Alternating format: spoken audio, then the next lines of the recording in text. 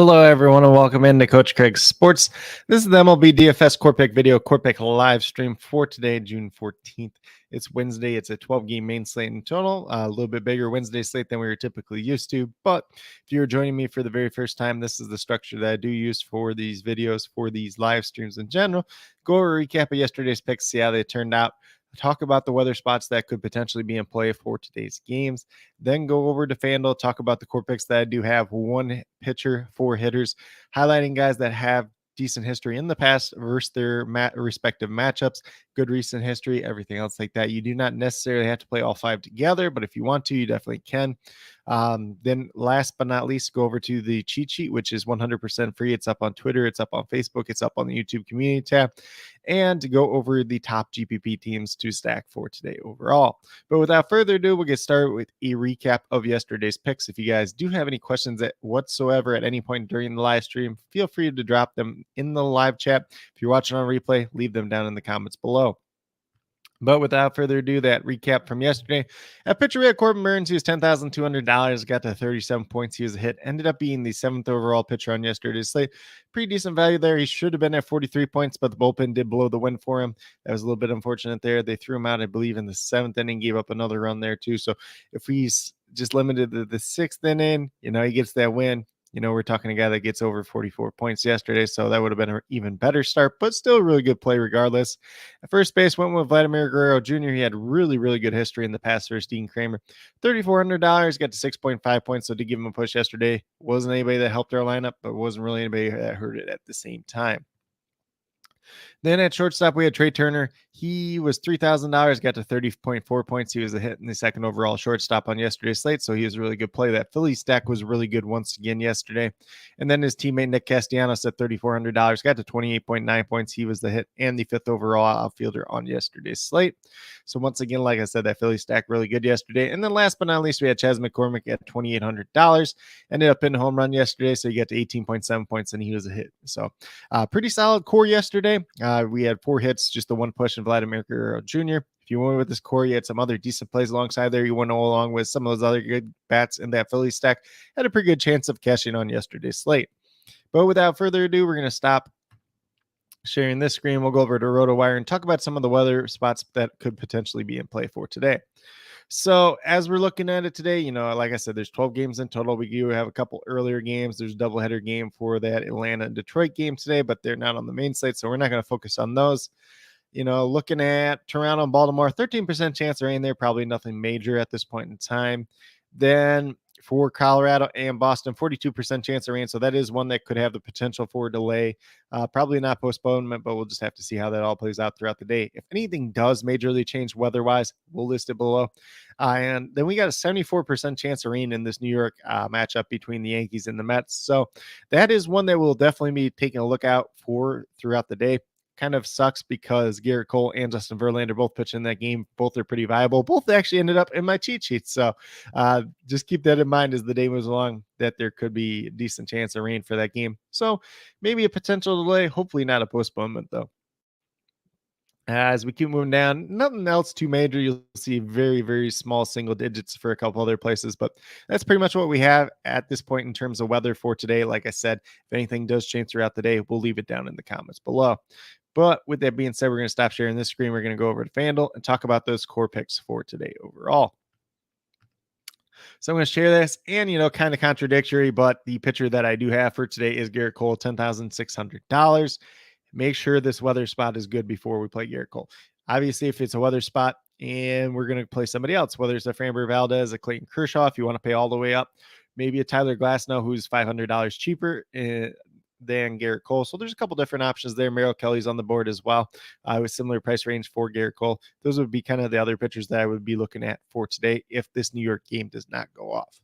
So just keep an eye out on that as the day moves along. Like I said, got to be a little bit more versatile today than probably other days, and a little bit more vigilant just in general, paying attention to that weather. But I will be posting updates like I already mentioned. At first base, we're going to go, or I should say with Garrett Cole too, he's got good history versus the Mets in the past. He's pitched extremely well so far this season. His last start was his first loss of the season. I did not pitch against the Mets last year, but like I said, has pretty good history versus them in the past. Obviously, there's no Pete Alonso in the lineup, so that is one potential power bat missing as well. Then we're going to move down to our hitters. We got $2,600 Ryan O'Hearn for the Baltimore Orioles, excuse me. He's going against Toronto today. It's Jose Barrios on the mound. He's 7 for 19 with 2 home runs versus Barrios in the past. So some pretty good history there. O'Hearn was kind of like the sneaky guy yesterday. I was kind of looking at. I'm like, kind of want to throw him in some of my lineups. I think I only got one lineup in with him, but he's been hitting pretty well as of late. So definitely do like that. You get the power potential, the upside. 319 average, 5 home runs, 19 RBIs, bats left-handed against the right-hander and Barrios, averaging almost 10 fantasy points per game at $2,600. Looks like a potential value on today's slate overall. So do like him quite a bit, especially in a pay down spot. Then on the opposite end of that game, we got Bo Bichette at $3,600, averaging just over 11 fantasy points per game, going against Kyle Bradish of the Baltimore Orioles. Bradish has not pitched well against Toronto in the past, so a lot of these batters are going to look pretty good against him. Bo Bichette is probably the biggest name there. He is 4 for 12 with 2 home runs versus Bradish in his career. He's got a 316 average, 14 home runs, 43 RBIs on the season, averaging just over 11 fantasy points at $3,600. So obviously been a very, very good start to the season for Bo Bichette. Like that, maybe not as quite as recent history. It hasn't been as good these last 5 games or so, but some pretty good upside there in a very favorable matchup based on his past history versus Kyle Bradish. Then at the outfield spot, we're going to start off with Hunter Renfroe. He's $2,800, averaging almost 10 fantasy points per game. He is 4 for 12 with 1 home run versus Andrew Heaney in his career. So some pretty decent history there. A guy that typically hits left-handed pitching pretty well. 242 average, 12 home runs, 33 RBIs on the season. I believe the last day it was that I was picking him for a core pick, ended up going on the paternity list and having the birth of his child. So obviously congratulations for that, but hopefully that's not the case once again. It shouldn't be since they just had their child. So should be all right there. A little bit hit or miss as of late, but that power potential, the good history versus Andrew Heaney in the past is going to be something that favors a guy like Hunter Renfroe today. And at $2,800, definitely willing to take that chance on him. And then last but not least, we're going to go with Jack Sawinski of the Pittsburgh Pirates. $3,400 seems like a pretty big price tag for him, but he's been hitting the ball extremely well. He's a guy that has hit the Cubs extremely, extremely well throughout his career, although it's a very short career at this point in time. But, he's a former Chicago native, so Chicago suburbs, grew up a Cubs fan, and he's really hit them well throughout his career. But at this point in time, he's averaging about 11.5 fantasy points per game, 253 average, 15 home runs, 35 RBIs, and he's been running quite a bit this year too. So off to a pretty decent start there. The Pirates have been running some of these guys quite a bit. So there is some power potential, some still on base potential. And, he's going against Drew Smyly. Lefty on lefty matchup, not the most favorable thing for Sawinski, but he is 1 for 2 with a home run versus Smyly in his career. And then, like I said, even if you look at these recent games, obviously might be a little bit chalkier today just because he's had 3 home runs in the last 2 games, 2 yesterday. But, like I said, really has hit the Cubs pretty well for a guy that was a lifelong Cubs fan growing up. So definitely do like that storyline there. If that's something else you want to add on to playing him today, but the ownership might be a little bit higher than it would be on typical days, but $3,400 price tag might drive it down just a little bit. But like I said, been very good against this Cubs team. Some history there versus Drew Smyly and on a pretty good hot streak as of late. Then with that being said, if you go with these 5 players that I do have listed here, $12,000 remaining, $3,000 exactly. So if you want to pay up for a couple players, definitely something you can do. Obviously, you're going to have to pay down in a couple other spots. Or if you want to go with a more balanced approach, that's definitely fine as well. If you want to build out some separate stacks instead of playing a bunch of one-offs like this, definitely does make some sense on a 12-game main slate overall. But with that being said, we're going to get off of FanDuel. We're going to go over to the YouTube community tab and talk about my top GPP teams to stack over on the cheat sheet. If you didn't already hear, the cheat sheet is 100% free, and I click FanDuel to come back up on accident there. So cheat sheet is 100% free. It's up on Twitter. It's up on Facebook. It's up on the YouTube community tab. Also up on Patreon if you want some more in-depth notes over there. Hitter versus pitcher matchup, pitcher history, whether I would consider them in play, risky play, avoid on any given slate, Monday through Friday. Some additional notes over there as you're building out your lineups. But with that being said, the top stacks that I do have for today are going to be the Toronto Blue Jays going against the Baltimore Orioles and Kyle Bradish. So Bradish, faced them about 4 or 5 times last season, was not very good in any of those starts. I like Bradish, the pitcher, but Toronto has hit him really well in the past, whether it is Vladimir Guerrero Jr., whether it's Bo Bichette, George Springer, Kevin Kiermaier's on there, Matt Chapman, Alejandro Kirk, who's really struggled this year, but all those guys have hit him pretty well in the past. So definitely some strong Blue Jay stacks that we could build out today. Then we have the Boston Red Sox Going against the Colorado Rockies, Austin Gomber on the mound. Not been very good whatsoever at this point in time. Not a lot of history there. The only guy that really does have an extensive amount of history versus him is Justin Turner. But if you want to play him, Rafael Devers, some of these other Boston hitters, mix and match in there. Rob Ref Snyder, if he ends up starting in the outfield, is a cheap option today. Typically in the middle of that order against left-handed pitching could be a very interesting option as well.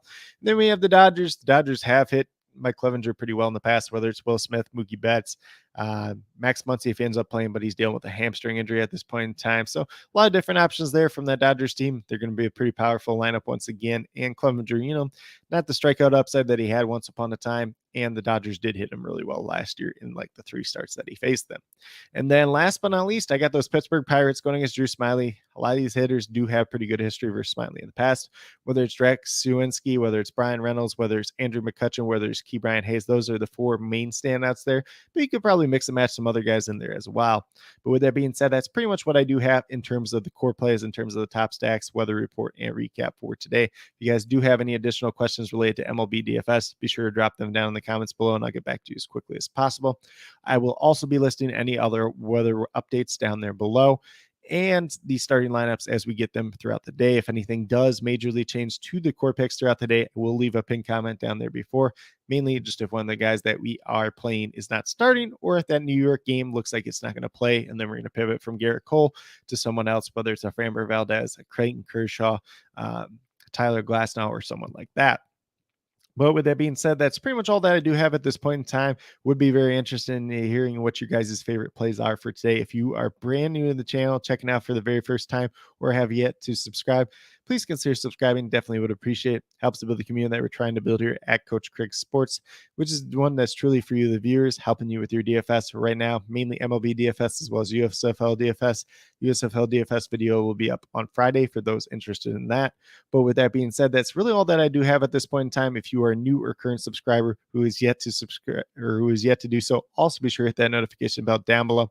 It's going to let you know every single time I go live for a live stream, post up a pre-recorded video, or anything else like that. But with that being said, that's really all that I have at this point in time. Hopefully you all enjoyed. Hopefully you found this video pretty informative as you're building out some of your lineups for today's slate overall. And then with that being said, truly do wish that each and every one of you have a great rest of your day and some pretty good luck in MLB DFS tonight.